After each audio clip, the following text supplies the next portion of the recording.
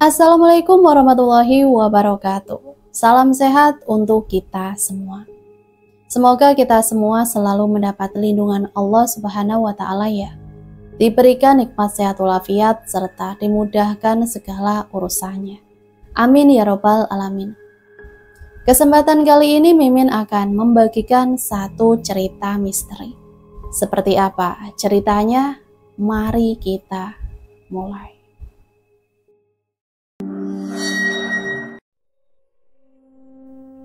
Sedari sore hingga terdengar azan maghrib, aku menunggu balasan dari Ajeng, teman dekat Mila, pacarku. Tapi tak kunjung muncul notif atas namanya. Apa mungkin mereka bersekongkol menghindariku? Bagaimana dia bisa mengelabui notif? Padahal keterangan dibaca, tapi masih conteng satu. Jarang sekali, bahkan hampir tak pernah aku mengalami gangguan jaringan. Ponsel bergetar, bulu meremang. Sial, kurai jaket sebelum membukanya. Panggilan dari Ajeng, lekas ku angkat. Mainlah denganku mas. Disusul suara berisik seperti radio soak. Apa ini? Jeng? Halo? Telepon terputus. Hubungi lagi dan tak aktif. Bisa-bisanya dia iseng. Atau barangkali lobet. Tak kuhiraukan teleponnya yang tak jelas dan kembali mengulang pertanyaan sama dengan sebelumnya, berharap ketika ponselnya aktif dia akan membalas. Minta nomor Mila yang baru dong, sudah seminggu nomornya nggak bisa dihubungi. Tak ada balasan. Menyakitkan memang. Bertahun-tahun jadian, sebulan jarang menjawab telepon dan sudah seminggu tak ada kabar. Bahkan nomornya tak aktif. Tadi siang kulihat Mila jalan bersama seorang pria di dalam mobil menuju puncak. Aku hanya ingin memastikan apa itu benar dirinya. Malam ini aku yang tengah ada di luar kota. Setelah bulan lalu kami bicara serius, membicarakan rencana pernikahan. Begitu tabungan abang cukup, aku akan langsung melamarmu. Mila tersenyum, ia mengiyakan semua ucapanku. Dia pun juga tengah sibuk memulai kursus hingga tak masalah jika kami LDR-an. Malam ini kami kembali melakukan hubungan intim seperti biasa. Sebagai perpisahan sementara, dialah cinta pertamaku yang ku tembak saat usianya masih SMP. Hingga sekarang sudah setahun lulus SMA. Loh, kok hubungan intim? Kalian kan belum menikah? Ah, tak usah ceramah. Sedari dulu aku memang tak mengerti agama. Beragama hanya membuat terkekang, tak bisa gerak semauku. Termasuk pacaran dan menyulurkan hasrat lelakiku. Lelah menunggu kabar ditambah pemandangan tadi siang, menjadikan tak enak. Terlalu besar cinta yang kusimpan untuk Mila. Mengingat besok adalah hari libur, aku pun nekat pulang untuk menemuinya langsung. Aku tak akan melepaskannya sampai kapanpun. Telah siap dengan segala perbekalan 2 hari. Kulajukan motor menuju kampung emak. Dengan kecepatan 120 km per jam. Hanya perlu waktu 1,5 jam untuk sampai. Beresiko memang, tapi hatiku sedang tak tenang. Mila yang rumahnya tak jauh dari kami akan kudatangi malam ini juga. Sampai halte tak sengaja, kutangkap sosok Ajeng. Duduk dari jarak 30 meteran. Ingin memastikan, kukurangi laju kecepatan dan berhenti parkir di samping trotoar. Pantas saja ia tak cepat mengisi baterainya yang habis. Rupanya ia ada di luar. Baru saja meletakkan helm, Ajeng berdiri akan masuk bus bersama penumpang lain. Ajeng, Jeng. Sia-sia, dia tak mendengar dan bus melaju. Aku mengacak-ngacak rambut, kesal. Malam terasa begitu dingin, merasuk hingga menembus jaket kulit yang aku kenakan. Sepertinya karena baru hujan sore tadi. Sampai rumah pukul 19.45. Kuletakkan tas di kamar, minum kopi buatan emak, dan segera pamit ke rumah Mila. Tapi emak menghentikanku. Le, baiknya kamu ke rumah Ajeng. Aku mengernyitkan dahi. Loh, kenapa mak? Mak baru pulang dari rumah Ajeng. dia tabrakan tadi sore, jenazahnya besok pagi dimakamkan, menunggu kakaknya yang di Kalimantan. Tabrakan? Mataku melebar, kaget. Jam berapa, Mak? Gak tahu emak tepatnya jam berapa. Tapi lepas asar orang sudah ramai di rumahnya. Ya ampun. Maghrib tadi aku masih menerima telepon dari nomornya. Jelas sekali itu suara dia. Bahkan aku sempat melihatnya di halte bus. Aku yang sudah berdiri harus terduduk di kursi karena lutut terasa lemas. Tadi itu siapa? Apa alasannya menggerayangiku? Di rumah Ajeng, Faris memimpin pembacaan ayat-ayat suci Al-Quran. Sejak pulang mondok dia memang menyandang gelar ustadz. Berbeda denganku yang dikenal biasa-biasa saja. Sedang Hendro yang terkenal badung dan urakan duduk bersama jamaah pria lain di samping jenazah. Mereka berdua adalah teman baikku sejak kecil. Mataku mulai menyapu isi ruang tamu yang luas hingga ke ruang tengah yang terlihat separuh. Berharap melihat sosok Mila di sana. Keduanya adalah teman karib, tak mungkin jika dia tak hadir. Namun belum kutemukan kekasihku itu. Barangkali di pojok ruang hingga tak terlihat. Atau sedang sibuk di belakang membantu ibu-ibu memasak. Sudah menjadi kebiasaan di kampung. Mereka berkumpul tanpa harus diminta. Apalagi rumah berdekatan atau punya hubungan dekat. Jika ibu-ibu memasak, di luar bapak-bapak berjaga semalaman. Tunggon mayat. Jujur setelah melihatnya di halte, juga aku kaitkan telepon saat maghrib dari Ajeng yang terdengar aneh. Ada perasaan takut setiap melihat Ajeng yang terbujur kaku. Malam semakin larut, tinggallah kami hanya beberapa orang. Aku, Faris, Hendro, bapaknya Ajeng, Pak RT juga beberapa keluarga dari tetangga dekat. Tapi kemana Firman? Sejak tadi aku tak melihatnya. Sebagai pacar seharusnya dia ada di sini. Atau ada kabar tentangnya yang belum aku ketahui. Kerja jauh misalnya. Rumah sudah sepi dari wanita. Hanya beberapa saja dengan khusyuk duduk dekat jenazah Ajeng membaca doa-doa. Sejak tadi aku tak melihat Mila, padahal aku sempat ke dapur dan ruang tengah mengambil kopi untuk para pria yang berjaga. Kami asik mengobrol, banyak hal yang bisa kami ceritakan, lantaran lamanya waktu kami tidak bertemu, karena kesibukan masing-masing. Semua orang menoleh ketika sebuah motor datang. Seorang perempuan dengan celana jeans dan jaket hoodie turun dari motor melepas helm. Itu Mila. Dan pakaian yang ia kenakan persis dengan pakaian wanita yang kulihat tadi siang.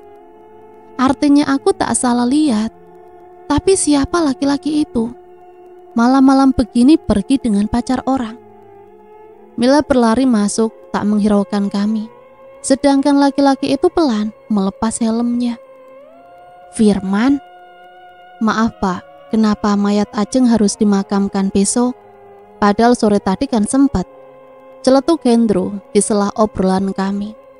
Ah, ini anak memang bicara tak dipikir. Untung bapaknya Ajeng duduk berjauhan dari kami. Kata Pak Karto menunggu Ajis, kakaknya Ajeng yang di Kalimantan. Pak RT menjawab dengan membawa nama Bapak Ajeng.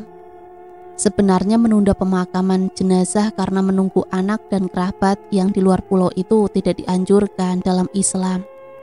Faris ikut menimpali obrolan. Mohon maaf sebelumnya, bukan saya sok alim atau mengatur. Hanya saja akan berdosa jika saya tidak menyampaikan. Pak RT manggut-manggut. Faris memang beruntung. Hanya modal ngerti agama, orang selevel Pak RT pun segan padanya. Sebenarnya aku tak suka dengan gaya bicaranya. Dikit-dikit agama, dikit-dikit agama. Tapi mau bagaimana lagi? Jika ingin cari muka di depan masyarakat, aku harus pura-pura menghormati Faris. Kalau saya Pak RT, takutnya mayatnya bangkit kalau nggak cepet dikuburin. Halah, bilang aja kamu males tunggon mayat kan? Aku mencepik ke arah Hendro. Malam ini suasana benar-benar mencekam untukku. Tapi obrolan di antara kami mampu mencairkan suasana. Aku bangkit mendekati sang pria yang membuka helm, dan dia adalah Firman, pacar dari Ajeng. Ada apa ini? Apakah ini ada hubungannya dengan kematian Ajeng? Terlalu kebetulan. Brengsek! Tanpa babi bu kulayangkan pukulan tepat mengenai rahang pria berkulit putih itu. Semburat darah terlihat di ujung bibirnya. Belum puas, kembali kulayangkan pukulan mengenai pelipisnya.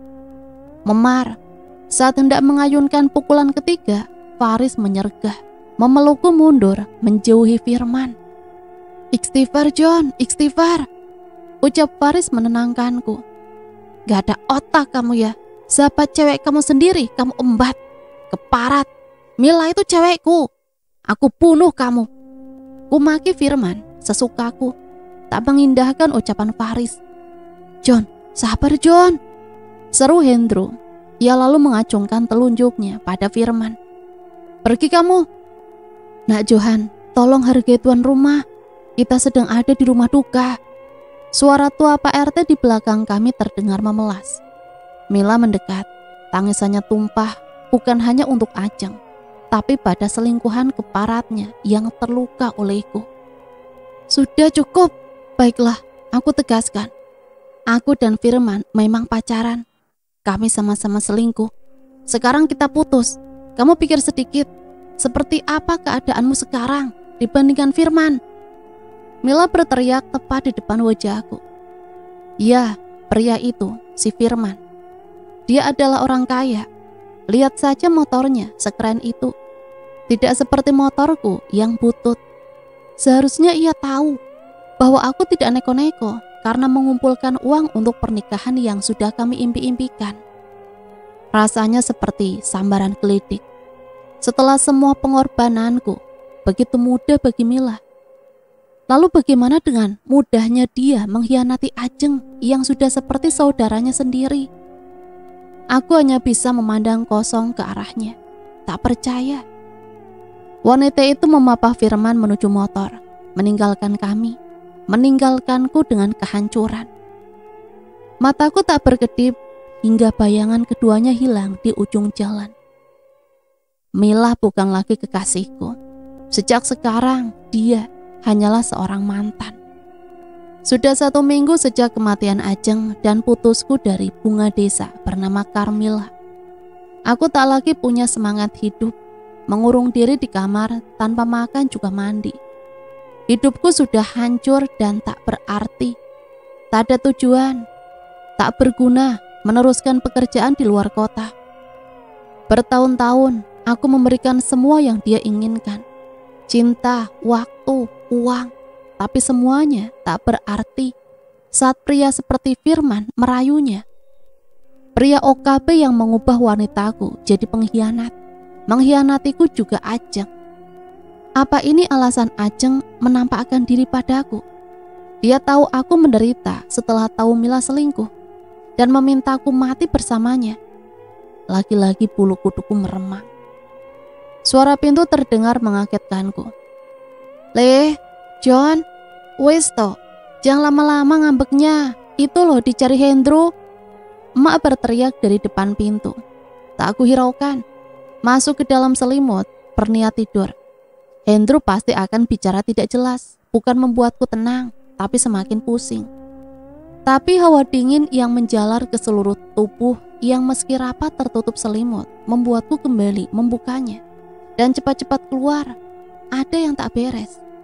"Ada apa?" Ku ambil posisi duduk dengan malas di samping Hendro. "Lemes banget sih kamu, gak makan tak?"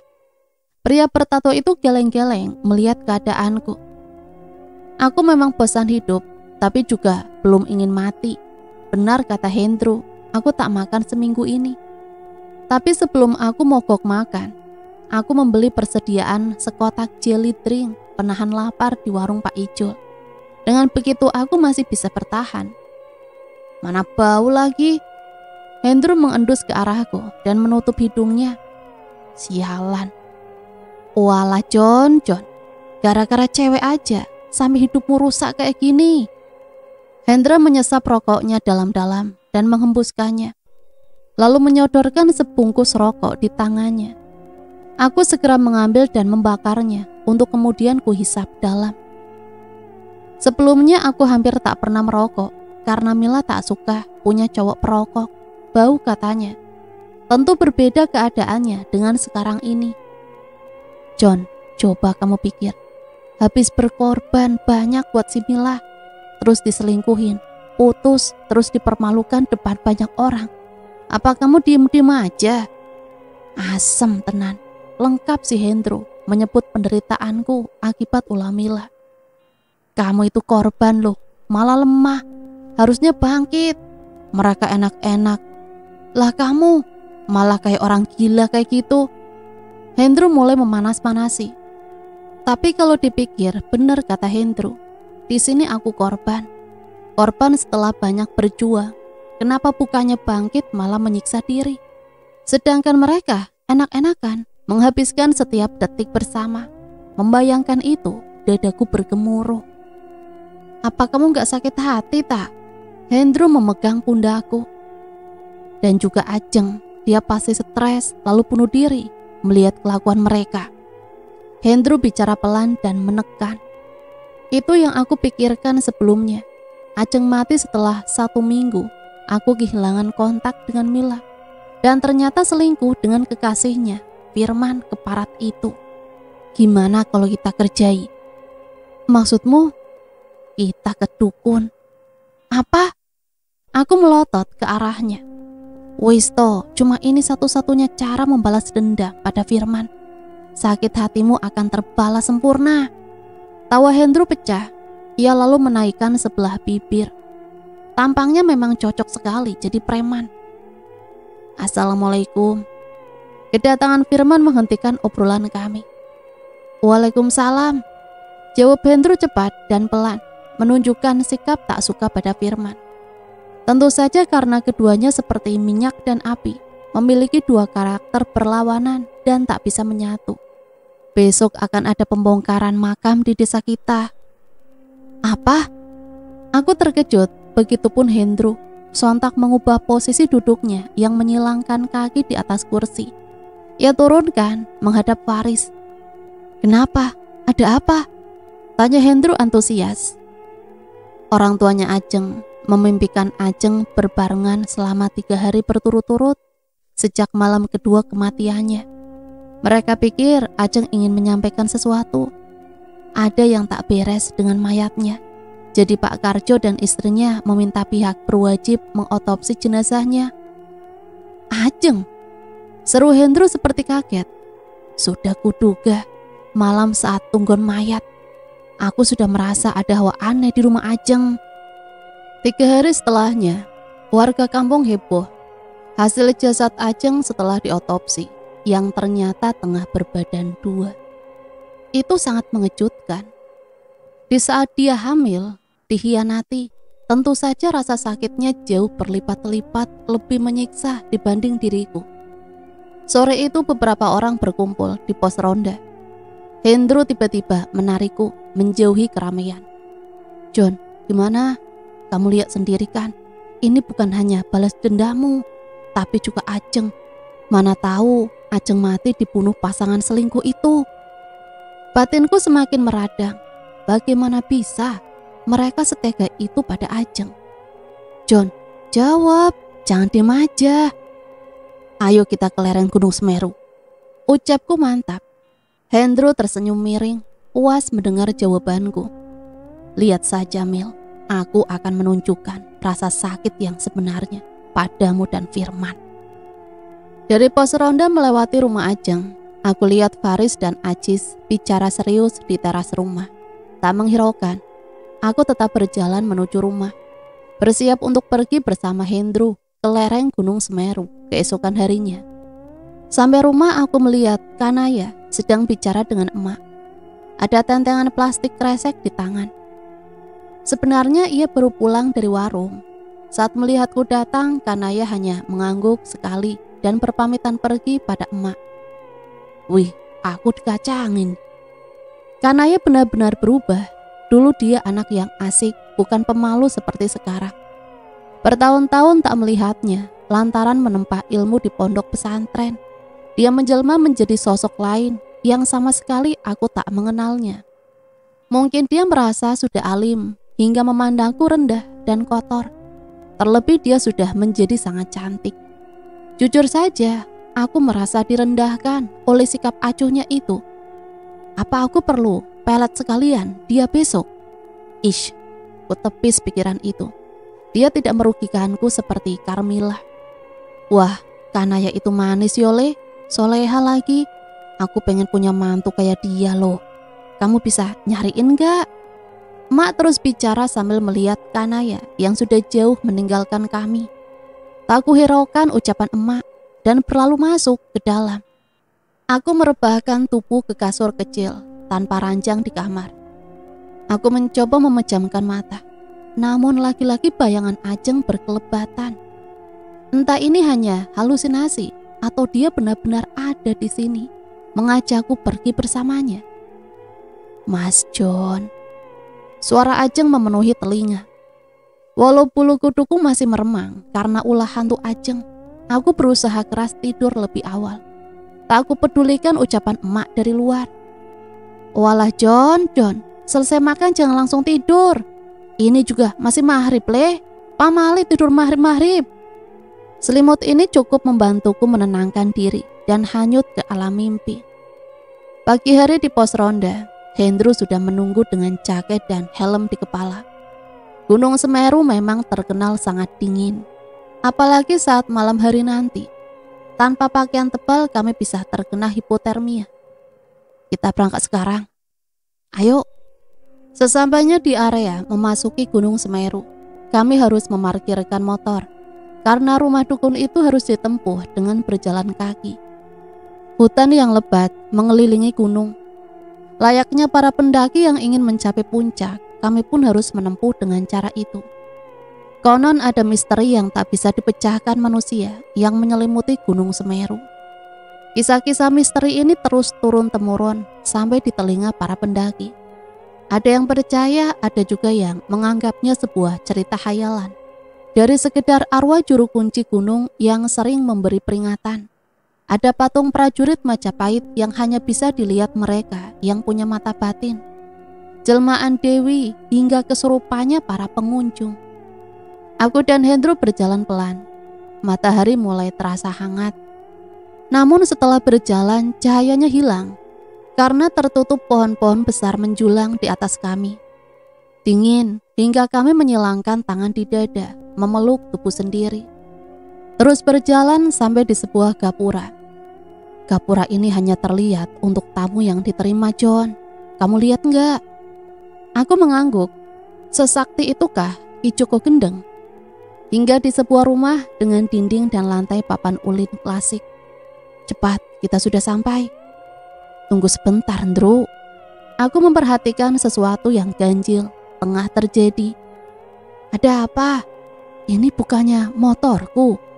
Ucapku menunjuk pada sebuah motor butut terparkir sekitar 200 meter dari rumah Ki Joko Gendeng. Semakin kuperhatikan, benar itu motorku. Dan di sampingnya, jalan kami masuk sebelum tersesat di hutan berjam-jam lamanya. Wuh, dasar gemblung kamu, muter-muter segala. Ternyata rumahnya sedekat ini. Kutoyor tubuh Hendro. Ia hanya cekikikan. Sorry, aku juga lupa. Naik ke teras, pintu rumah tersebut terbuka dengan sendirinya. Seorang pria parubaya dengan tubuh berisi, berpakaian khas dukun, duduk di depan banyak sesaji, merapalkan mantra-mantra, lalu menghentikannya begitu kami melangkah. Arwah gadis penasaran yang ingin menyampaikan rahasia besar padamu. Tapi karena kalian beda alam, hanya ada ketakutan dan ketakutan yang kamu alami. Gadis itu baru saja meninggal dan kamu adalah orang pertama yang menghubunginya. Tangan dukun itu menaburkan sesuatu di atas api kecil di hadapannya.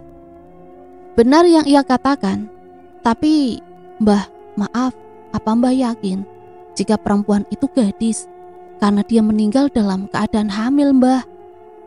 Zaman sekarang, gadis itu sebutan untuk perempuan yang belum menikah. bukan untuk wanita yang masih perawan. Ki Gendeng tampak tidak terima. Aku dan Hendro hanya manggut-manggut. Supaya lebih jelas, aku akan membuka mata batinmu. Baik Mbah, tapi ada mahar yang harus kamu bayar. Iya Mbah, saya siap. Berapa Mbah? 10 juta. Itu belum termasuk urusan pelet untuk mantra dan pengasihan. Untuk usahamu, juga pajak yang harus dibayar. Apa? Aku terkejut. 10 juta hanya untuk menyelesaikan masalahku dengan hantu Ajeng. Bagaimana? Kamu ada uang gak John? Apa mau aku bantu? Aku mendesah, tak ingin merepotkan Hendro urusan uang. Aku masih punya tabungan 27 juta. Itu tabungan yang tadinya akan kugunakan menikahi Mila. Baiklah. Bagus. Ini belum selesai. Ki Joko Gendeng mengeluarkan sebuah buntelan berisi tulisan Melayu, menerangkan bagaimana mantra itu bekerja. Dengarkan saya baik-baik. Pertama, agar arwah gadis itu jinak dan tidak menerormu, kamu harus mengambil kain kafannya dan menguburnya bersama rambutmu tepat malam Jumat Kliwon jam 12 malam. Jika tidak, dia akan terus meneror seumur hidupmu. Manik hitam Ki Joko menatap tajam padaku. Aku menjadi begitu tegang, begitupun Hendro yang terlihat berubah air mukanya. Bagaimana cara aku mengambil kain kafan Ajeng? Sedang ronda di kampung kami berjalan sangat tertib. Sesungguhnya ada kecemasan untuk bergabung dengan dunia ilmu hitam dan perdukunan seperti ini. Banyak cerita terdengar bahwa bersekutu dengan jin itu bagian dari dosa syirik besar yang tak terampuni. Tapi sakit hatiku sudah diupun-upun pada wanita matri bernama Mila dan Firman selingkuhannya. Membuatku lupa hingga melangkah kemari. Sampai di sini dan terlanjur membayar 25 juta. Aku masih diminta melakukan banyak ritual agar tujuanku benar-benar terwujud. Ternyata benar, derita mantan itu tak berkesudahan. Melihat keraguan dari mimikku, Ki Joko Gendeng mengucapkan sesuatu. Kamu tenang saja, jin yang aku berikan padamu ini adalah jin Islam, jadi tak terkategori syirik. Nih, lihat saja, mantranya pun dari Quran. Mau bagaimana? Uang sudah terlanjur masuk, nasi sudah menjadi bubur, sudah kadung basah, nyemplung saja sekalian. Meyakinkan hati, berusaha menepis semua keraguan ini adalah jalan yang benar. Kuucap bismillah. Setelah membaca mantra dan mengoles minyak yang katanya adalah makanan jin yang menjadi khodamku, dan aku benar-benar bisa melihat banyak penampakan di sekitar. Sontak aku menjerit-jerit karena takut dan terkejut. Begitupun hantu Ajeng berdiri tepat di sampingku. Pantas saja selama ini aku sering merinding. Sesampainya di rumah setelah menempuh perjalanan panjang ke kota Lumajang, emak menyambut kami. Semangkok bubur kacang ijo hangat segera disuguhkan. Nikmat sekali, ditambah jahe merah yang diberi ibunya Ajeng, oleh-oleh aji sepulang dari Kalimantan. Wih, nikmat tenan nih John. Mak, makasih ya mak, sering-sering ya. Hendro menyantap dengan lahap. Aku juga melangkah tanpa peduli sorot tajam mata dengan lingkar hitam Ajeng yang diarahkan padaku. Tinggal selangkah lagi, kau akan kembali mengejar-ngejarku karena tergila-gila padaku Mila. Dan pada saat yang sama, aku akan mencampakkanmu. Tak sadar aku menghantam meja di depanku dengan ekspresi penuh emosi. John, kamu kesambet tak? Hendro melihat heran padaku. Memegang sebuah mantra, foto Mila dan sapu tangan miliknya, terngiang ucapan Ki Joko Gendeng. Ini adalah pelet jaran gendeng. Levelnya di atas jaran goyang. Efeknya jangan ditanya. Hanya saja, jika ada pantangan yang kamu langgar, petaka akan datang padamu. Petaka? Kaget sejenak, tapi tak mengapa, aku bisa mengatasi itu. Pelet jaran gendeng merupakan ilmu pelet tingkat tinggi, dengan kekuatan magis luar biasa besar dalam memelet atau meluluhkan hati serta sukma seseorang. Siapapun yang berada dalam pengaruh ilmu pelet jaran gendeng akan tunduk. patuh dan jatuh cinta sedalam-dalamnya kepadaku. Bahkan selalu membayangkan aku dan setiap mimpinya. Dahsyatnya kekuatan ilmu pelet jaran gendeng tak jarang menjadikan targetku Mila merasa bingung. Sering melamun dan seakan linglung karena dalam pikirannya hanya ada aku seorang. Ilmu pelet jaran gendeng ini paling tepat diamalkan pada malam hari. Tak perlu malam Jumat Kliwon. Yang penting sasi suro seperti ini. Sebab seseorang akan lebih mudah terkena pengaruh pelet ini ketika sedang dalam keadaan tidur. Dan sasi seperti ini, kekuatan energi gaib sedang berkumpul di tanah Jawa.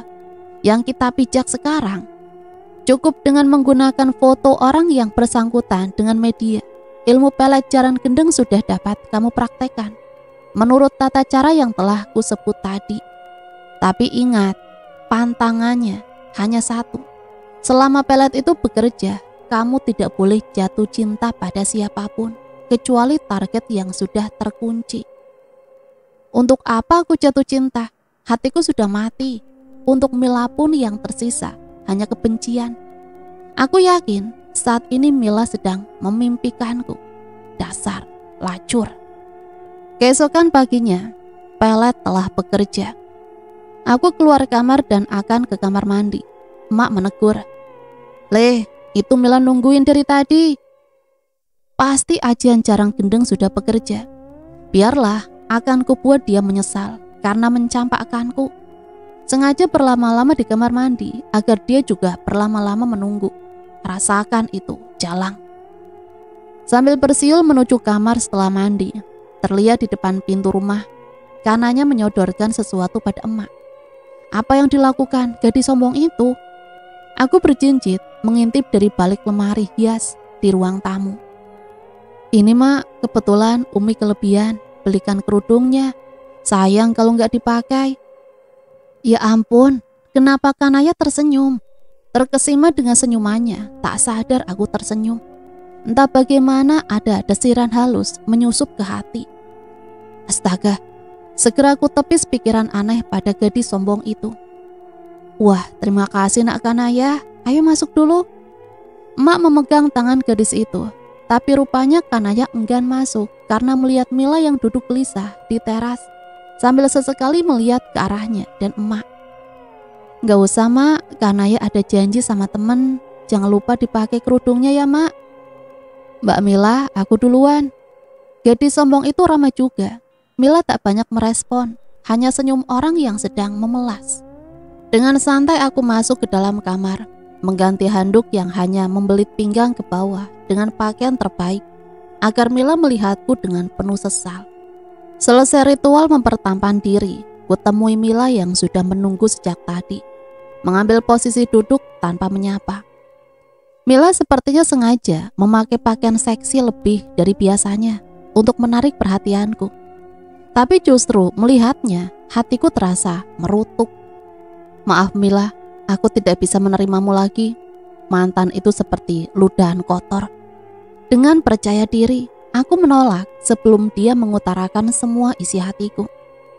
"Apa?" Mila terlihat kecewa. "Iya, aku tahu semua maksudmu datang kemari." Mila menaikkan sebelah bibirnya. "Kamu pikir aku kesini mau minta balikan dan mengemis cintamu?"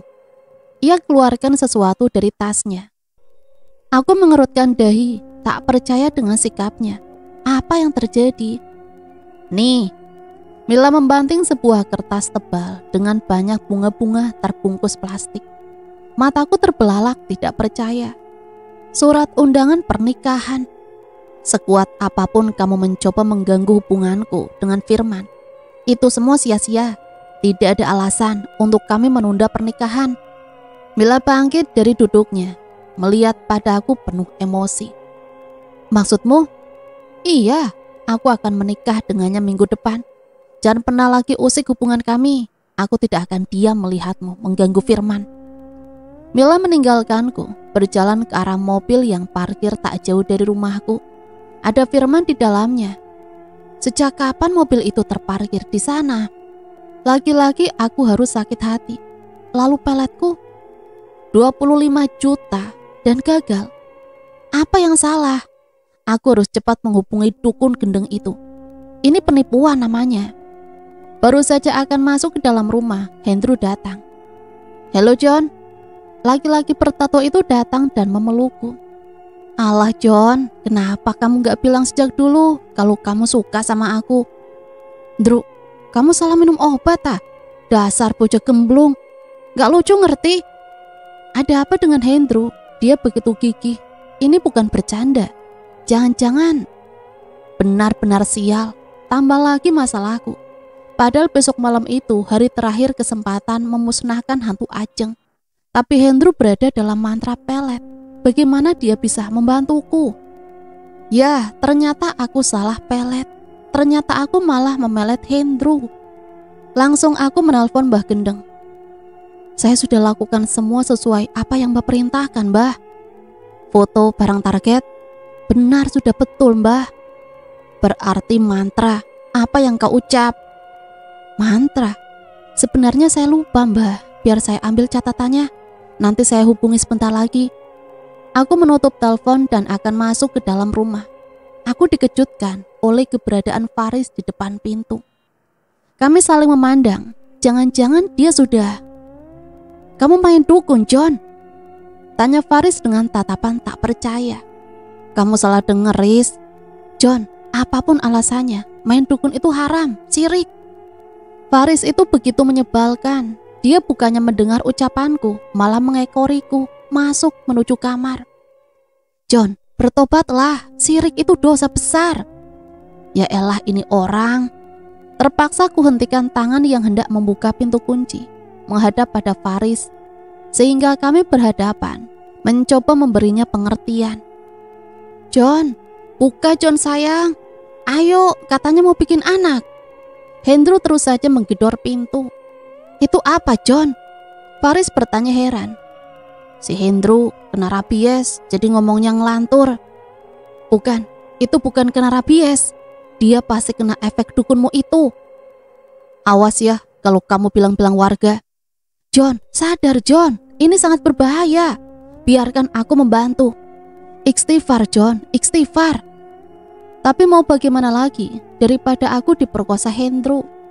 John, ada-ada saja. Emangnya kamu tadinya mau melet siapa?" Sialan si Faris. Setelah tubuh Hendro terikat, Faris keluar mencari sesuatu. Entahlah, aku tidak peduli. Dengan cepat aku pergi ke kamar, mencari catatan mantra dari Ki Gendeng, mengamati setiap kalimat. Tidak membuang waktu, aku segera menghubungi Ki Joko Gendeng dan menceritakan semuanya. Ki Gendeng menjelaskan secara gamblang agar pelet itu segera berpindah pada Mila. Paham dengan penjelasannya, ku tutup telepon dan setengah berlari keluar kamar di mana Hendro terikat. Tapi begitu sampai, Hendro sudah kelojotan di lantai dengan Faris yang membacakan ayat-ayat Al-Quran di sampingnya. Apa yang Faris lakukan? Dia merusak rencanaku. Jika pelet itu sirna karena ulahnya, bagaimana dengan 25 jutaku?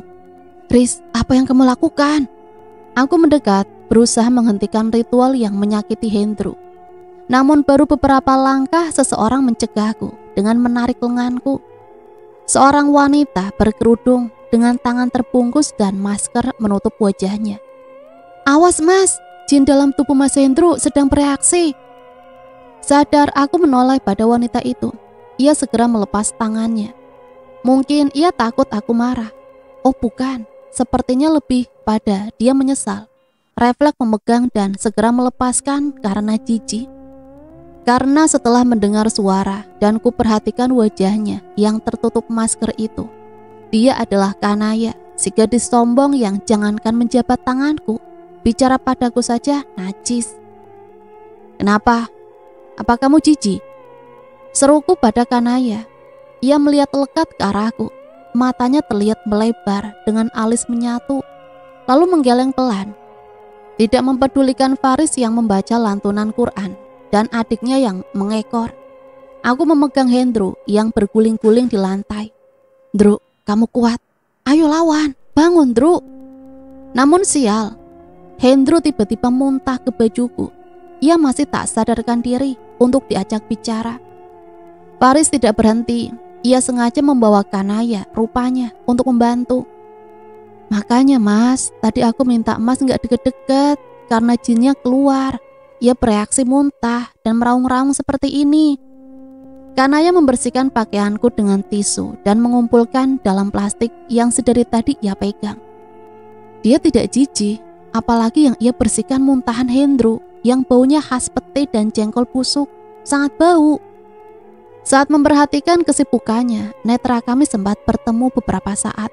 Ada rasa yang aneh. Gadis itu terlihat canggung dan segera menarik tubuhnya menjauh. Entah apa yang ia pikirkan, jelasnya sikapnya membuatku juga sedikit canggung.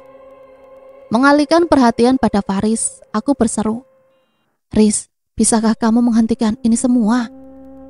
Tidak menjawab dan melafalkan doa-doa. Kanaya malah memberi isyarat dengan telunjuk di mulutnya agar aku diam dan tidak mengganggu. Dia sepertinya belum tahu bahwa aku tengah memainkan pelet yang nyasar ke tubuh Hendro. Mengingat itu membuatku kesal. Bagaimana ini? Sepertinya ajian dari Ki Joko Gendeng kalah kuat dengan ajian yang Faris amalkan. Ajian apa sebenarnya itu?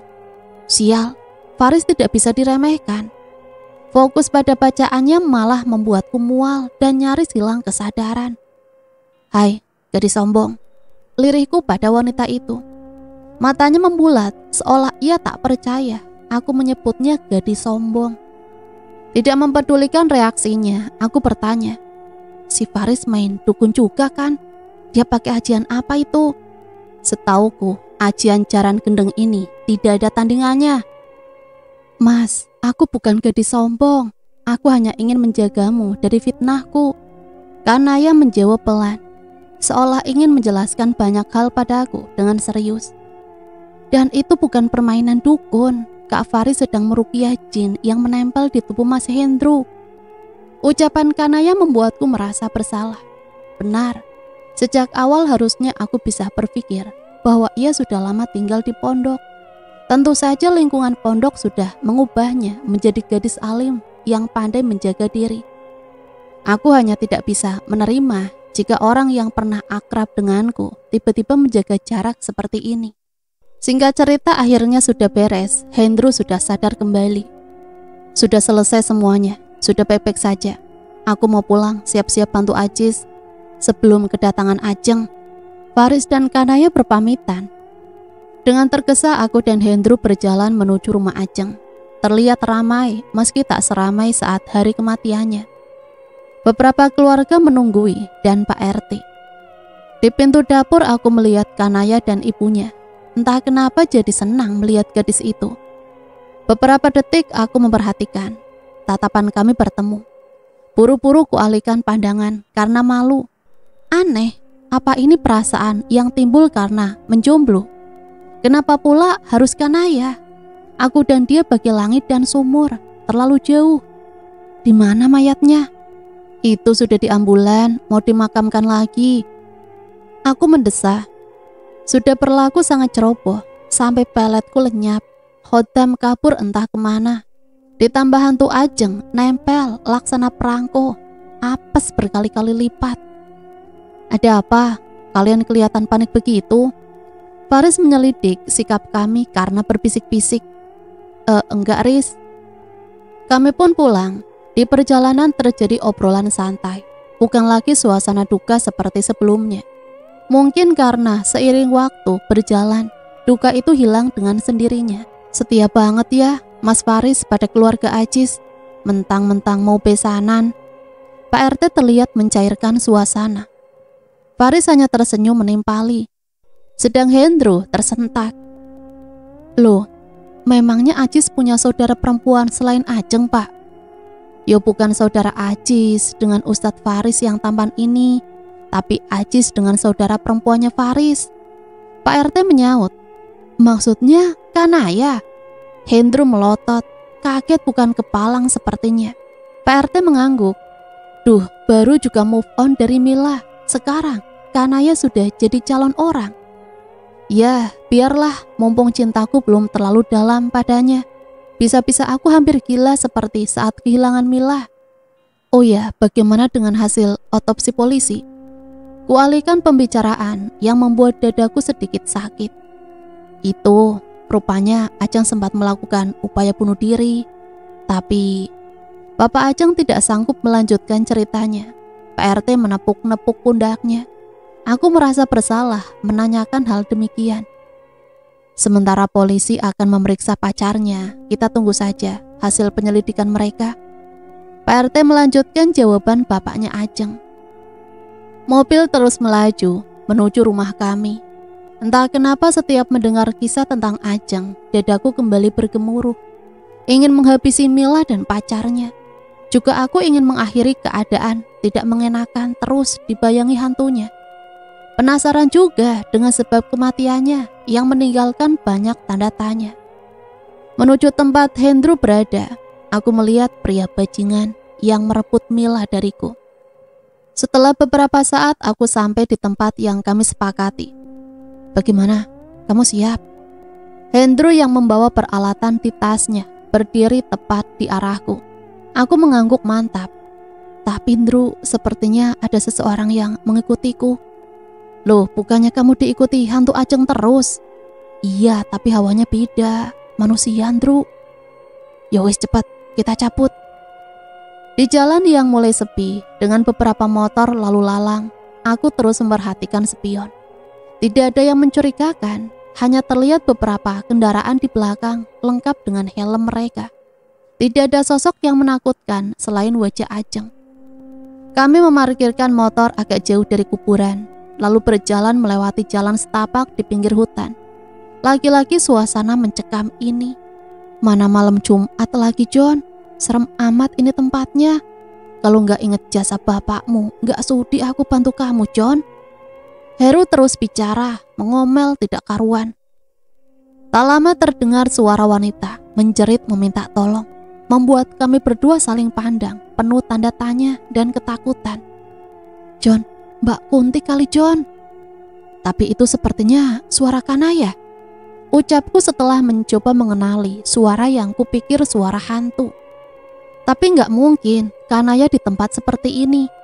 John, ini pasti ulah Mbak Kunti, John. Tapi, wis lah tah, percaya aku. Sudah, John, sudah. Suara itu sudah hilang. Benar, suara itu tidak lagi terdengar. Ayo kita jalan lagi, waktunya tidak banyak. Dengan cepat kami menggali kuburan Ajeng. Suara lolongan anjing malam mengiringi pekerjaan kami. Ada kengerian yang terus saja hinggap. Jika tidak memiliki nyali tinggi, sekarang ini aku tidak akan ada di sini. Melihat mayat Ajeng membuatku tersentak. Kenapa, John? Seram. Alah, toh kamu sudah kemana-mana sama Ajeng. Iya juga sih. Wes, cepetan. Iya. Wes lah ta, John, sebentar lagi semua akan berakhir. Aku yakin gak ada yang curiga, karena baru tadi kuburan ini diuruk. Beruntung tidak semua berakhir dengan keapesan. Malam ini aku akan tidur dengan tenang. Semoga Ajeng tidak lagi muncul. Sampai besok malam aku mengubur kafanya dan dia menjadi jinak. Setelah mengantarkan Hendro pulang, kupacu motor menuju rumah. Dari kejauhan terlihat Faris bicara pada emak, lalu berpamitan pulang. Malam-malam begini, aneh sekali pria itu ke rumah. Apakah dia tahu kami ke kuburan Ajeng? Gawat. Ku parkir motor begitu sampai. Mak, itu tadi Faris ngapain kesini? Itu nyari Kanaya. Katanya siapa tahu ada di sini sama emak. Loh, Kanaya kemana?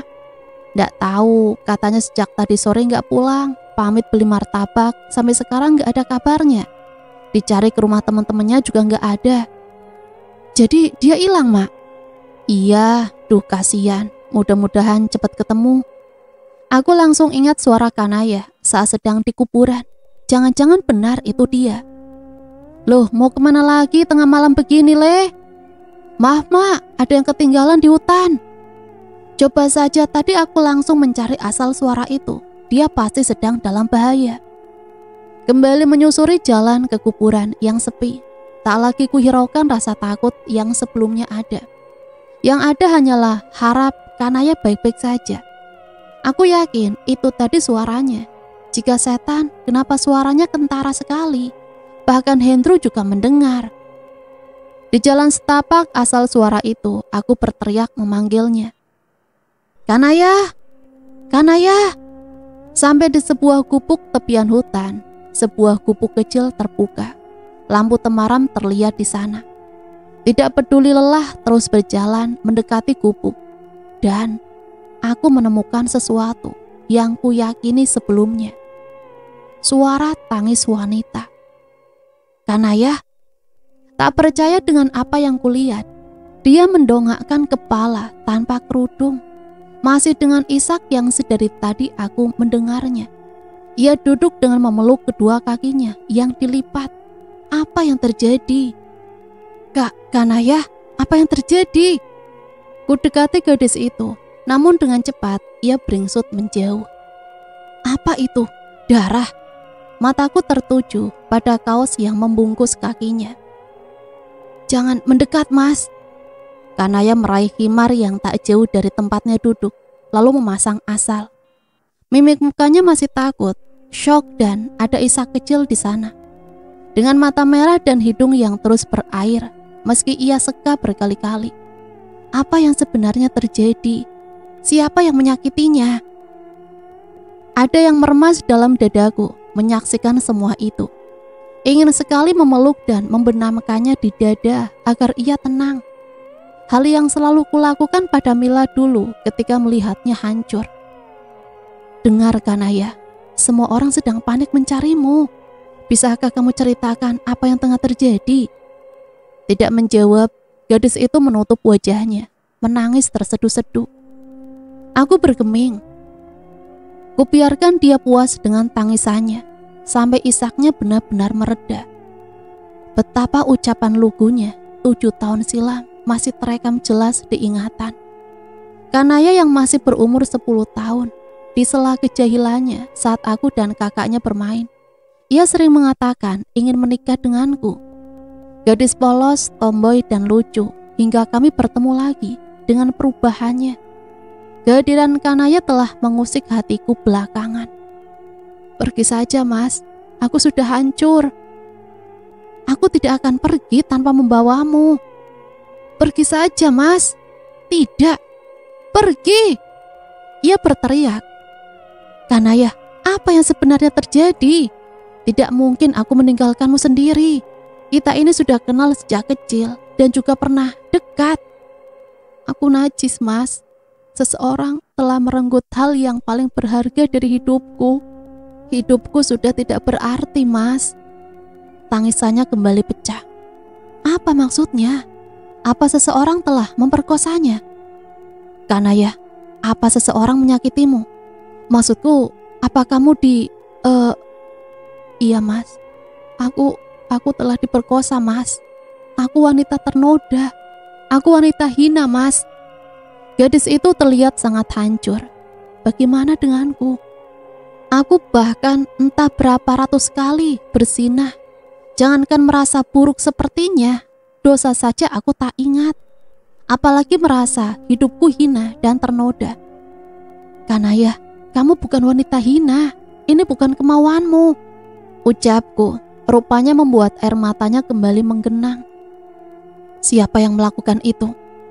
Kanaya menggeleng dengan tatapan kosong ke depan. Aku tidak mengenalnya, Mas. Baiklah, kita cari tahu nanti. Sekarang hubungi Faris. Keluargamu sudah sangat khawatir.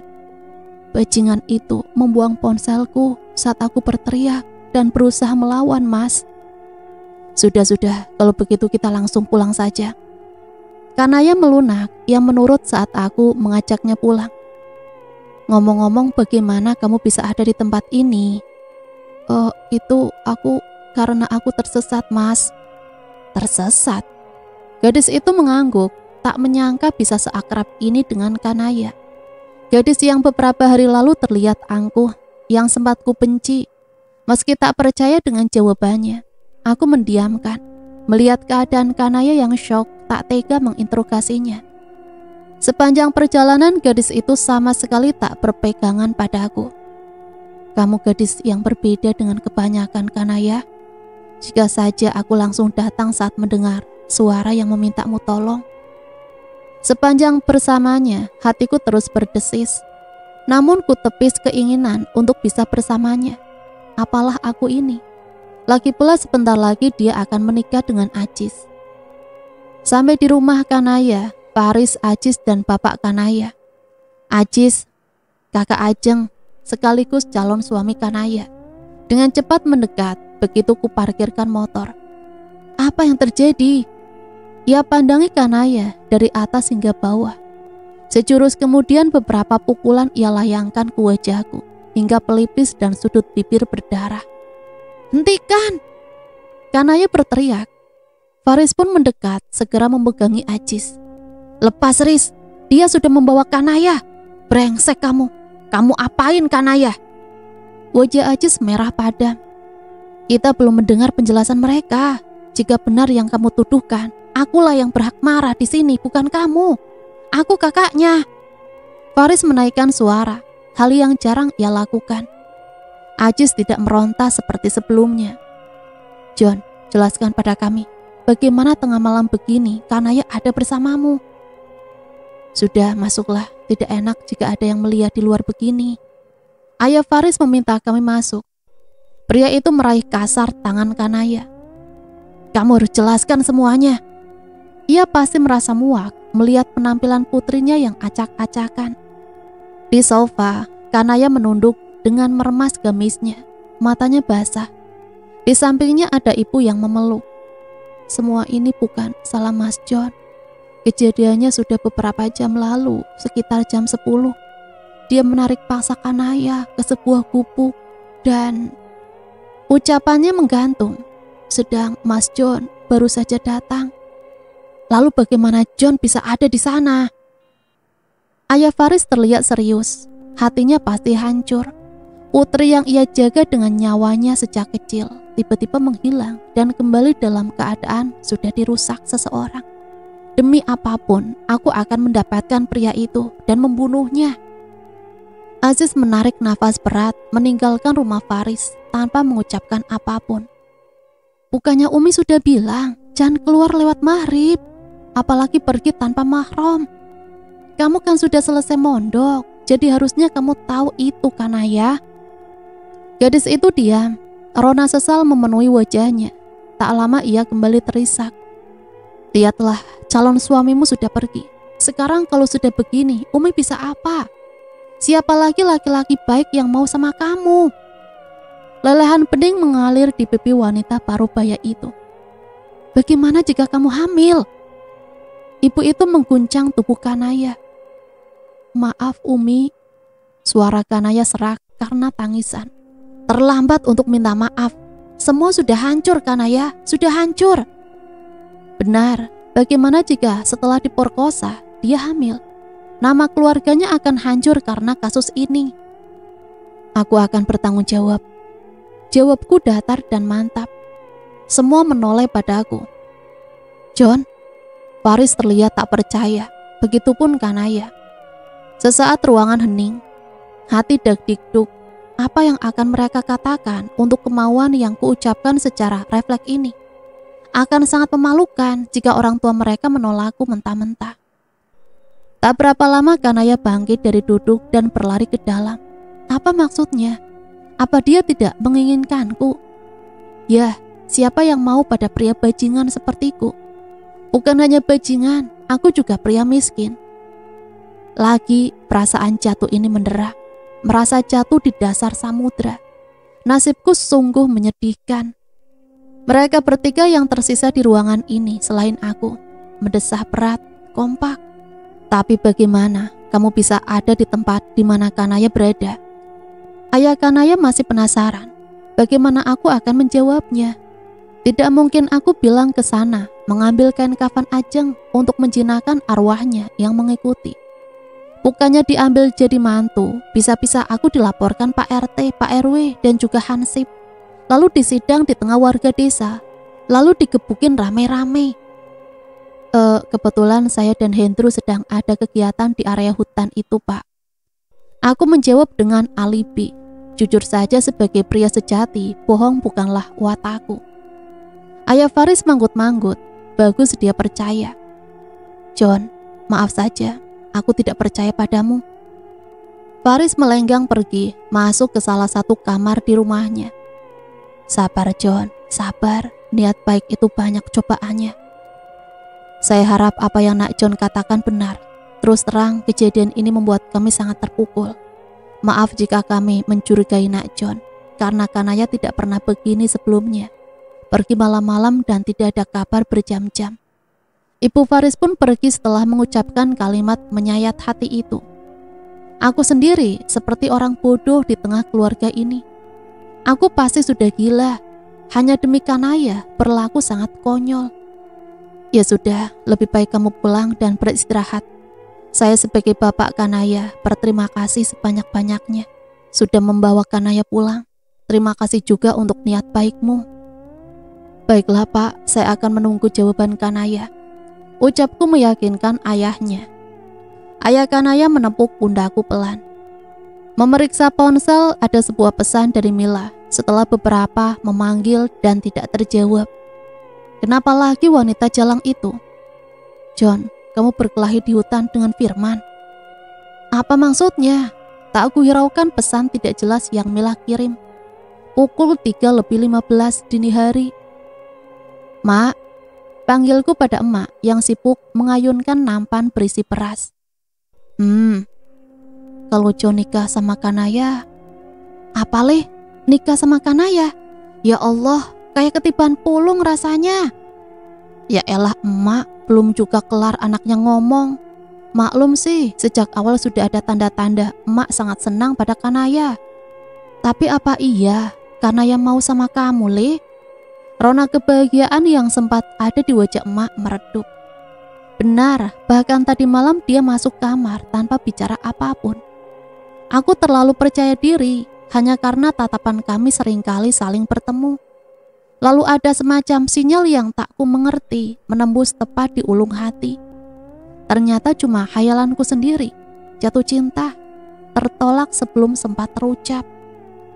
Hai John, selamat pagi. Andrew datang dengan wajah bahagia. Tak mendapat respon yang diinginkan, ia langsung duduk di kursi berseberangan meja di teras rumah. Bagaimana aku akan berbahagia sedang hati kacau balau. John, ada apa lagi? Mukamu lecek amat. Bukannya masalahmu sudah kelar toh? Ninggal mendem kain itu langsung hilang masalah. Ya enggak sesederhana itu, Ndro. Ada apa toh? Ditanya kok pledra-pledro. Ndro, kira-kira kalau ada yang dendam sama Kanaya, siapa ya orangnya? Kanaya? Dia kenapa, John? Aduh sayangku. Aku bilang kan, kalau misal berarti nggak beneran. Ku coba merahasiakan apa yang terjadi pada Kanaya. Semoga saja berita kejadian itu tidak menyebar ke kampung. Kasihan dia. Walah, nggak usah berandai-andai, John. Lagian Kanaya itu baru keluar pondok. Mana ada interaksi sama orang yang sampai buat dendam. Benar apa yang Hendro katakan, lalu siapa yang tega menyakitinya? Apa kebetulan saja tertarik pada Kanaya saat melihatnya tadi malam? Tapi jika kebetulan, harusnya Kanaya tidak dibiarkan hidup-hidup. Karena dia dibiarkan hidup dan hancur, pasti pelaku menyimpan dendam. Atau memang berniat menghancurkan Kanaya dan keluarganya. Pak RT berjalan tergesa-gesa melewati rumah kami. Ada apa Pak RT? Saya barusan ditelepon, ada yang menyerang Mila. Sekarang ambulans sedang menuju ke rumahnya. Ya sudah, saya mau ke sana dulu. Aku dan Hendro saling pandang. Mila, John, kamu curiga sama aku? Lah kok malah mikir gitu? Emangnya kamu yang nyelakain Mila? Hendro balik bertanya, menelisik wajah John yang tidak beres sejak tadi menurutnya. Apa tidak sebaiknya kita lihat keadaannya, John? Bisa jadi peletmu ternyata berhasil dan membuat dia stres lalu melukai diri sendiri. Duh, ngapain kesana, Ndro? Lagian pelet itu sudah lenyap, gak mungkin masih bereaksi. Ada apa? Mak John datang membawa sebuah piring berisi makanan. Itu loh, mantannya si John dijemput ambulan, tapi John gak mau nengok. Mila maksudnya? Iyo mak.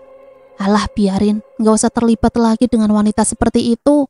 Mak sudah senang John punya standar seperti Kanaya. Apa, Mak? Hendro melotot. Kanaya itu calonku, Mak. Hendro melihat pada John, tidak terima. Sedang John memalingkan wajahnya ke arah lain, berpura-pura tidak memahami maksud emaknya. Hendro, sudah jangan berantem gara-gara perempuan. Nanti kalau John nikah sama Kanaya, tak carikan yang lain buat kamu. Mak pergi meninggalkan keduanya. Awas kamu, ngianatin aku, John. Hendro mendelik, sembari tangannya menyuap ubi rebus dari piring yang ada di meja, hingga memenuhi mulutnya. Flashback. Mas, terima kasih untuk nasihatnya. Jika saja boleh milih, sejak lama aku tidak akan bertemu dan menjalin hubungan dengan Firman. Sebuah pesan Ajeng kirim pada seorang laki-laki yang pernah ia cintai. Dan seringkali jadi percik api saat tidak sengaja menyebut namanya di hadapan Firman. Pria itu bernama Faris, pria yang pernah menolaknya, tapi justru sangat perhatian dengan banyak nasihat untuknya. Apa aku hubungi Mas John? Bukankah dia bekerja di daerah ini juga? Menekan kontak dengan nama Mas John, tapi beberapa kali menghubungi, ponselnya sibuk. Wanita dengan jaket hoodie dan rok sepan itu mendesah, memasukkan ponsel ke salah satu kantong besar hoodie-nya. Pandangannya nanar ke arah jendela bus, mengingat banyak kebodohan yang ia perbuat. Sudah 2 bulan sejak mendapati step 2 di tes pack yang dibeli bebas di pasar. Matanya mengkristal, perlahan lelehan bening jatuh. Saat ia seka malah air mata itu menganak sungai. Untunglah kendaraan yang ia tumpangi sedang sepi penumpang. Sebenarnya ini bukan kali pertama ia dapati Firman selingkuh. Hanya saja lebih berat saat tahu bahwa sahabatnya lah yang berkencan dengan kekasihnya. Tak menyangka Mila yang selama ini menjadi teman curhatnya tega mengkhianati. Setelah sempat bicara pada Firman di telepon dan mengetahui keberadaannya, Ajeng berencana memergoki mereka. Dikeluarkan lagi ponsel, melihat angka yang menunjukkan waktu di sana pukul 13. Bus melaju membelah jalanan di kota yang diguyur gerimis hujan, hingga sampai di sebuah villa di mana Ajeng pernah bermadu kasih di sana. Langkah kaki wanita itu gemetar, dalam hatinya merutuk bagaimana bisa Mila mengkhianatinya. Seorang wanita berdiri di hadapan ketika pintu terbuka. Ajeng? Di teras rumah suara ramai. Ada apa? Ajeng kecelakaan dan meninggal. Innalillahi wa inna ilaihi rajiun. Siapa yang tahu kapan ajal datang? Faris mendesah, padahal tadi siang mereka masih sempat berbalas pesan. Mila memakai bajunya perlahan. Meski ia bahagia bersama Firman, ada rona sesal di wajahnya. Mengkhianati 2 orang sekaligus. Kekasih juga sahabatnya.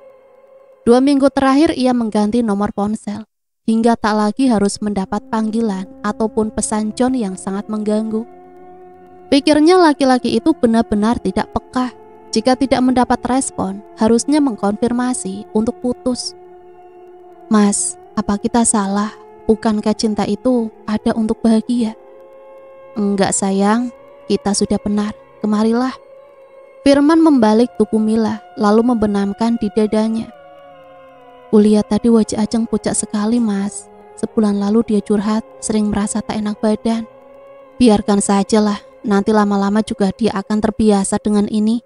Untuk apa kita menjalani hubungan jika terpaksa? Apa kamu tahu, selama ini Ajeng juga mengkhianatiku dengan Faris. Benarkah? Tanya Mila tak percaya. Firman mengangguk, kepalanya yang bergerak naik turun bisa dirasakan Mila yang ada di pelukannya. Lalu John? Firman beringsut, terkejut mendengar nama itu. Ia pandangi gadisnya lekat-lekat. Apa kamu masih mencintainya? Mila menggeleng. Kalau begitu lupakan. Kamu tidak akan punya masa depan dengan pria seperti John. Firman tersenyum miring. Oh ya Mas, aku telat bulan ini. Mila tersenyum, mengecup pelan. Telat? Maksudnya? Mungkin hamil, Mas. Hamil? Mila mengangguk. Kenapa wajah Mas begitu? Mas ragu kalau ini anak Mas. Belum sempat menjawab, suara ponsel mengagetkan keduanya. Mila segera meraihnya. Siapa? Ibu mas, sebentar. Iya bu, ada apa? Ajeng meninggal. Mila menutup mulutnya karena kaget. Tidak menyangka pertemuannya beberapa jam lalu adalah hal terakhir. Ada apa? Ajeng mas, Ajeng meninggal. Ulanglah Ajeng, aku sudah melepaskanmu. Kembali pada Faris. Mila juga berhak bahagia. Tapi mas, aku hamil anakmu. Mata itu terus mengeluarkan lelehan bening yang tidak dapat Ajeng tahan. Mas, bukan Mila yang mengkhianatimu. Kamu tahu itu kan? Tapi... Sudahlah Ajeng. Firman berbalik masuk ke dalam mobil, meninggalkan Ajeng seorang diri dalam tangisnya. Dalam langkah gontai Ajeng berjalan, hidup terasa berat. Bukan, ini kehidupan yang aku inginkan. Sebuah mobil lain menghampiri. Mendengar kedatangan mobil itu, Ajeng menoleh. Sang pemilik mobil membuka kaca. Jeng, kamu... Mata Ajeng membulat. Wanita dalam mobil tersenyum. Masuklah. Dengan santai ia menelengkan kepala. Kampung Delima kembali heboh. Ambulan datang menjemput seseorang pasien di salah satu rumah warga. Cepat, aku takut dia kehabisan darah, ujar Pak Indra, seorang tetangga dekat Mila yang kebetulan seorang dokter. Tubuh wanita itu sudah tersambung dengan infus. Upaya dokter muda itu agar Mila bisa bertahan sebelum mendapatkan pertolongan di rumah sakit. Di mana orang tuanya? Pak RT bertanya pada salah seorang warga. Kemarin sore orang tuanya berpamitan pada kami hendak ke rumah Pak D-nya Mila di luar kota. Katanya akan meminta keluarga besarnya hadir di acara pernikahan Mila minggu depan. Sudah dihubungi? Sudah Pak, katanya mau langsung ke rumah sakit saja. Tubuh Mila sudah dibawa ambulan menuju rumah sakit. Makanlah Nduk, maafkan Umi yang tidak memahami posisimu. Ibu Kanaya mengusap pundak Kanaya yang duduk menekuk lutut dan meletakkan kepala di atasnya.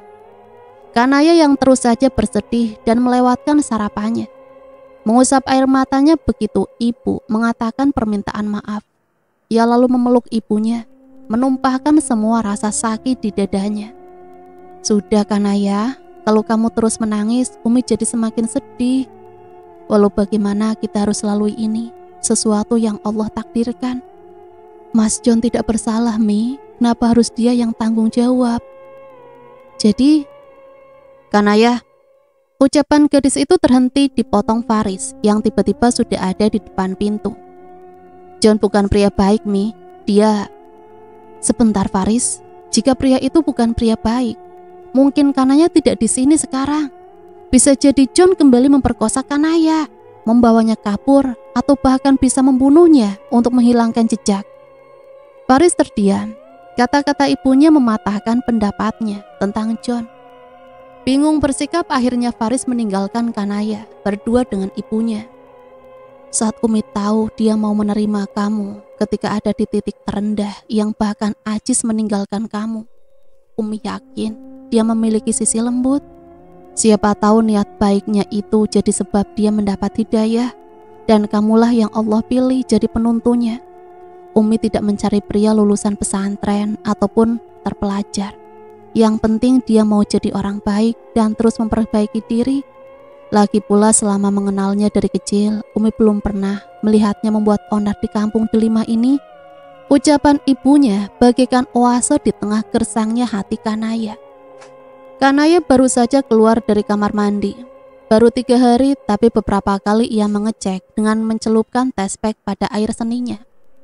Matanya berembun setiap kali mengingat kejadian malam itu, di mana miliknya telah direnggut paksa oleh bajingan, entah itu siapa. Jika saja Kanaya tahu, bajingan itu pasti akan membusuk di penjara. Saat berjalan menuju kamar, ia mendengar ayahnya tengah berbincang dengan seseorang. Penasaran, Kanaya mengintip dengan berlindung di balik korden pembatas ruang tengah dan ruang tamu. Tanpa membukanya, "Apa kamu yakin?" Ayah Kanaya bertanya pada pria di hadapannya. "Iya, Bi, saya akan menerima Kanaya apa adanya." Ajis menjawab serius pertanyaan itu. Apa? Lirih Kanaya tidak percaya dengan apa yang didengarnya. Polisi tengah mengadakan penyelidikan kasus yang menimpa Mila. Padahal belum lagi kasus Ajeng diketahui titik terangnya. Rumah Mila yang seharusnya terpasang tenda pernikahan justru terpasang garis polisi agar tidak sembarangan orang bisa memasukinya guna penyelidikan lebih lanjut. Bagaimana kita bisa tahu siapa pelakunya? Itu yang harus kita pikirkan, John. Kedua pria itu berada di depan rumah Mila yang banyak orang. Seseorang tiba-tiba datang, menarik kerah John dan mendorongnya ke belakang. Seketika melayangkan pukulan pada wajah pria berdarah Jawa itu, membuat beberapa luka di bagian pelipis dan bibirnya. Faris, apa yang kamu lakukan? Hendro membelalakan mata ketika melihat Faris seperti orang kerasukan. Aneh, bukannya dia yang kemarin meruqyah Hendro, bahkan juga berefek pada lenyapnya rewang milik John. Katakan, kamu bawa kemana adikku? Heh, ada apa ini? Hendro semakin bingung. Ada apa dengan Kanaya, Riz?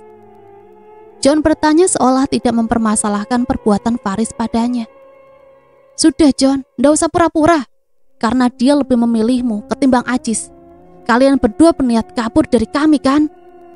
Sebentar, Ajis milih John, maksudnya apa toh? Hendro semakin bingung. John, ada yang kamu sembunyikan dariku? Sambungnya lagi. Riz, aku beneran gak tahu apa maksudmu.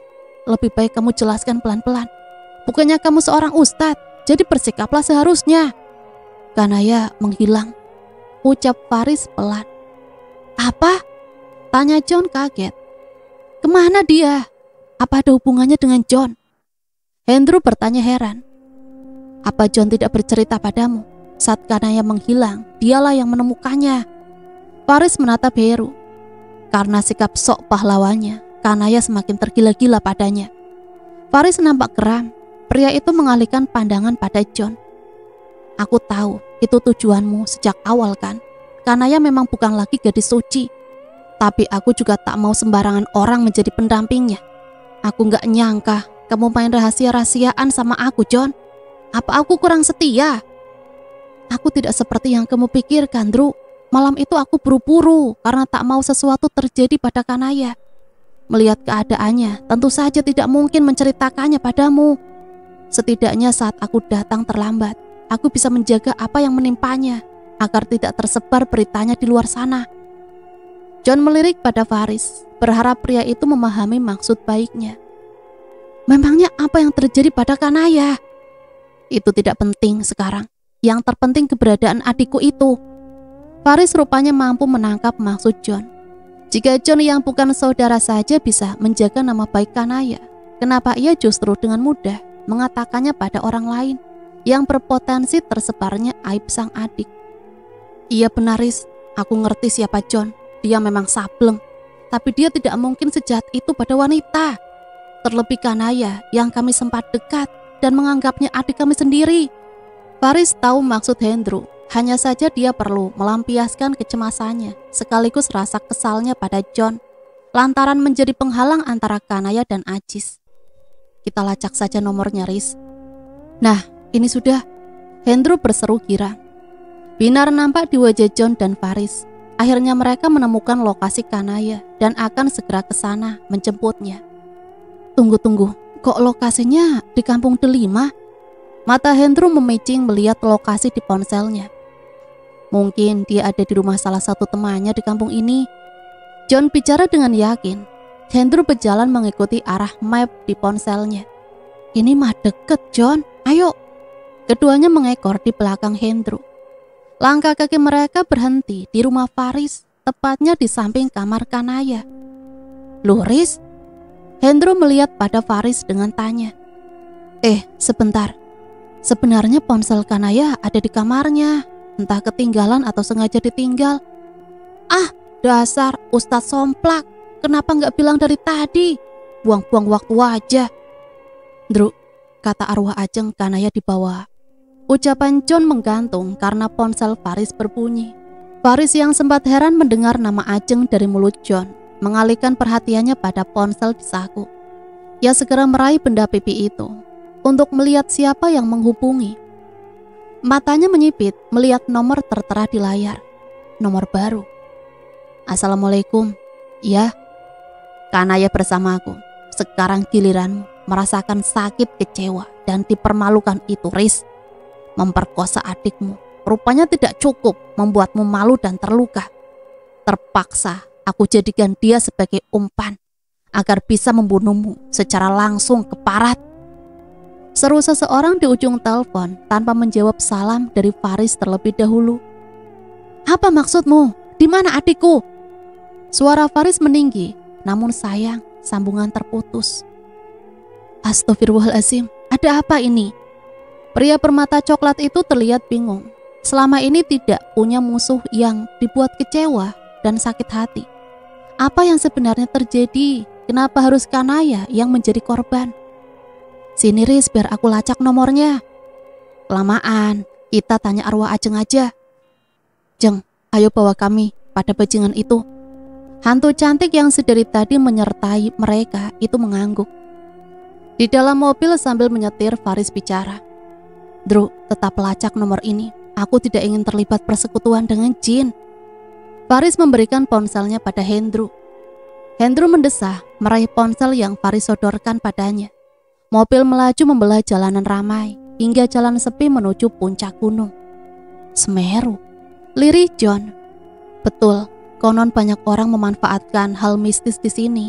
Aku curiga lelaki yang membawa Kanaya adalah salah satu dari mereka. Kanaya baru saja bicara pada kami. Kami bahkan tidak beranjak dari depan kamarnya, tapi ia sudah menghilang di jam makan siang. Faris menjelaskan, ada rasa sesal atas menghilangnya sang adik. Tapi tidak semua orang yang bergelut dengan mistis itu orang jahat, Riz. Hendro membela diri. John menatap keluar jendela, pikirannya melayang pada Kanaya. Dalam hatinya berharap gadis itu baik-baik saja. John, katamu kemarin si Firman juga main pelet kan? Ajeng yang bilang, apa mungkin pria itu pelakunya? Firman. Faris berusaha mengingat sesuatu.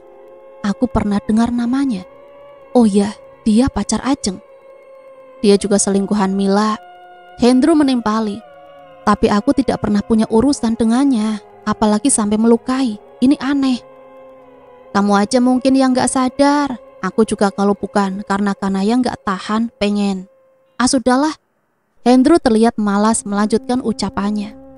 Pria itu ingin menunjukkan pada Faris bahwa dendam itu muncul tanpa disadari. Setelah sampai pada tujuan yang ditunjukkan pada map di ponsel, terdengar suara meminta tolong Kanaya. John menoleh hingga Firman memanfaatkan kesempatan, mendorong tubuhnya hingga terjatuh. Seperti singkat kalah tarung, Firman berlari layaknya pengecut, tapi tidak ada yang bisa mengejarnya. Begitupun Ajeng, yang kehadirannya hanya bergerak atas kemauan John. Pikiran John hanya tertuju pada Kanaya. Ia segera bangkit dan berlari ke dalam rumah petak itu. Mendapati Kanaya yang terikat, tak membuang waktu pria itu melepas semua ikatan di tubuh gadis pujaannya. Mas John, aku takut mas. John terdiam, jantungnya berpacu cepat dan hatinya berdesir-desir karena ulah Kanaya. Ia merasakan debaran jantung Kanaya karena tubuh keduanya menempel. Detak jantung keduanya beriringan. Menyadari kesalahannya memeluk pria bukan mahramnya, Kanaya segera menarik tubuhnya. Astagfirullah, maaf mas. John masih terdiam, terpaku, tak percaya dengan apa yang baru dialaminya. Lelaki yang menculik Kanaya berlari cepat. Ia bisa menuju mobil yang diparkirkan tak jauh dari rumah petak di mana John dan Kanaya berada. Beberapa langkah akan mencapai mobil, kakinya tersandung sesuatu hingga tersungkur ke tanah. Saat bangkit, seseorang sudah memegang kerah baju belakang miliknya. Jadi kamu biang kerok semua kejadian ini? Faris melihat Firman dengan geram. Kamu masih hidup? Lelaki itu melebarkan mata melihat kehadiran Faris. Ia kembali mengambil sesuatu dari kantongnya. Jadi benar niatmu memang ingin membunuhku? Apa masalah kita? Penjahat itu menaikkan sebelah bibirnya.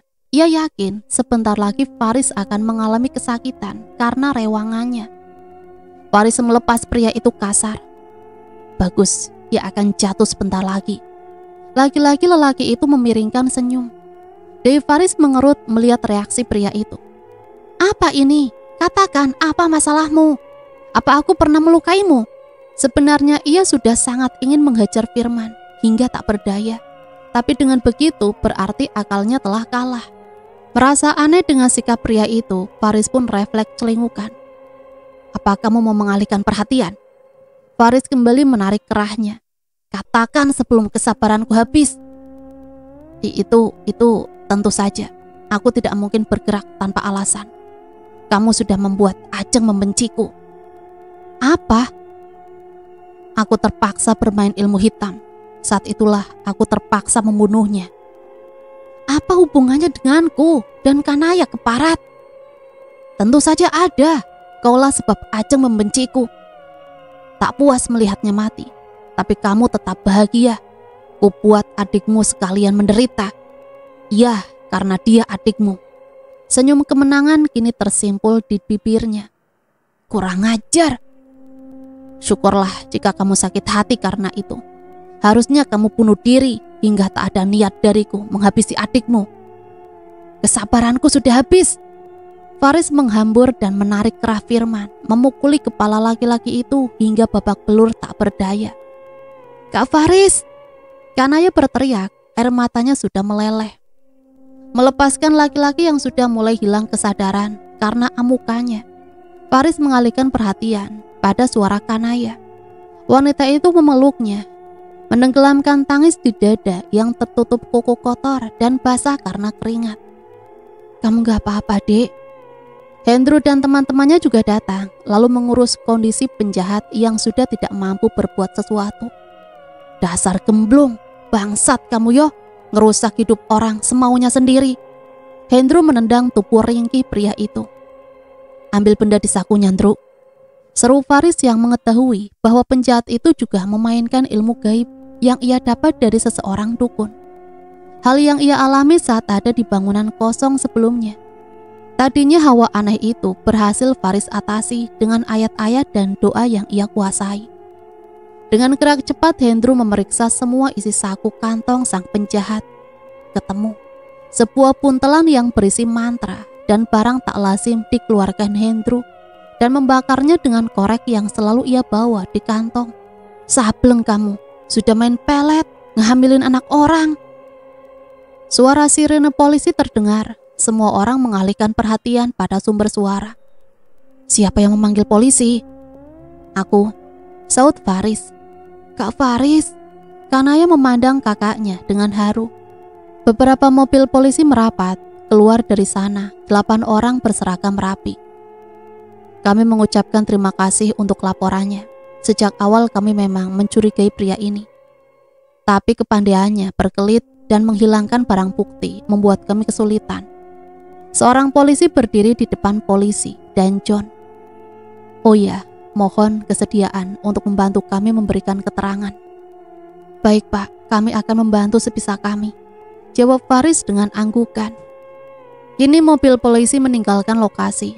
Tinggallah mereka dengan kelegaan bahagia, menemukan Kanaya sekaligus menangkap pelakunya. Faris merangkul Kanaya dan John yang sedari tadi ada di sampingnya. John, kalau kamu mau menikahi adikku, kamu harus melepaskan jin wanita yang membelenggumu. Kamu harus melepas jin wanita yang membelenggumu. Kanaya tersentak. Jin wanita, Kak. John mengusap-usap pelipis, pertanda bingung bersikap. Di depan John, hantu Ajeng memelas. Jangan mas, jangan buang aku. Aku janji akan mencarikan wanita lebih cantik dari Kanaya. John, apapun yang jin itu katakan, semuanya palsu. Sebaik dan sebanyak apapun dia membantu, pada akhirnya dia hanya akan menjerumuskanmu pada kenistaan jauh dari Tuhan. Faris menasehati. Ajeng menggeleng. Jika saja ia mampu, tentu ia akan menyerang Faris. Apa daya, pria itu adalah pria taat. Agama telah menjadi bentengnya. Bukan hanya kejahatan yang bersumber dari nafsunya sendiri, Bahkan ia bisa menangkal kejahatan jin kepadanya. Ia tidak akan tinggal diam, karena baginya John adalah rumah dan pelindung. Sementara John harus mengambil keputusan dengan benar. Singkat cerita, akhirnya John akan menikah dengan Kanaya. Sedangkan Mila, akhirnya ia meninggal dunia di rumah sakit. Ya, siapa lagi kalau bukan Firman pelakunya? Dan ia melakukannya dengan ilmu hitam juga. Dan cerita selesai sampai di sini. Semoga cerita ini bisa menemani hari-hari teman-teman semua ya. Sampai di sini saya pamit undur diri, mohon maaf apabila banyak salah kata. Sampai berjumpa kembali di cerita-cerita misteri selanjutnya. Matur nuwun, wassalamualaikum warahmatullahi wabarakatuh.